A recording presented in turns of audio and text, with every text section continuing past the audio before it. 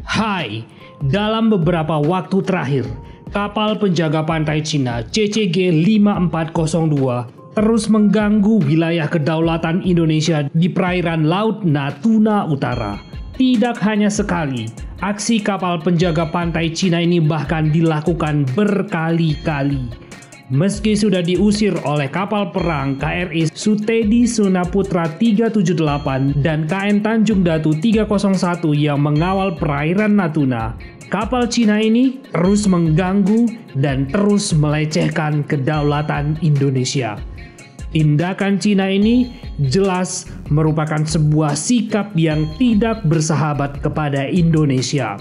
Padahal beberapa bulan lalu, Cina baru saja menawarkan alutsistanya seperti kapal selam S-26T dan kapal perang jenis kapal perusak tipe 052D untuk dibeli militer Indonesia.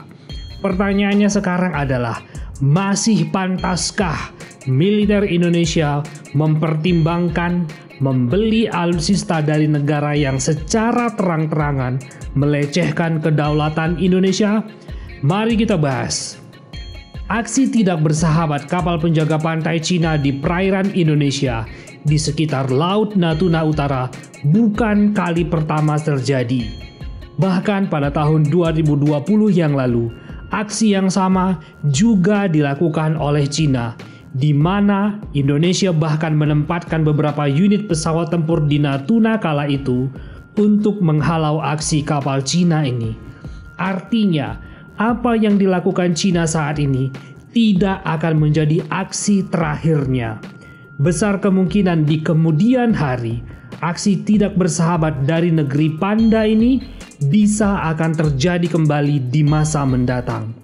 Hal ini karena Cina memang mengklaim sebagian wilayah zona ekonomi eksklusif Indonesia di Laut Natuna Utara sebagai wilayahnya melalui peta Nine Dash Line. Tidak hanya wilayah Indonesia, wilayah negara ASEAN lain seperti Kepulauan Paracel dan Spratly yang lebih dekat ke wilayah Filipina, Malaysia, Vietnam, dan Brunei pun diklaim sebagai wilayahnya oleh Cina dengan alasan sejarah masa lalu. Tidak hanya sekedar mengklaim, militer Cina bahkan sudah menguasai beberapa pulau-pulau di Kepulauan Paracel dan Spratly dan membangun pangkalan militernya di sana. Bahkan pangkalan militer yang dibangun tidak jauh dari Natuna ini sudah dilengkapi dengan pangkalan angkatan laut dan angkatan udara Cina yang bisa dijadikan armada kapal perang dan pesawat tempur Cina untuk menggertak Indonesia dan negara ASEAN lagi.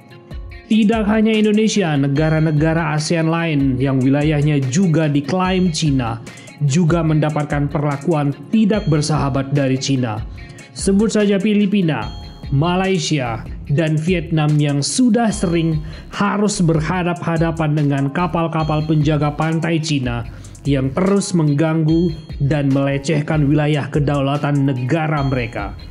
Artinya, klaim Cina atas wilayah di Laut Cina Selatan, termasuk wilayah Indonesia di Laut Natuna Utara, adalah sebuah ancaman nyata bagi ASEAN, termasuk Indonesia.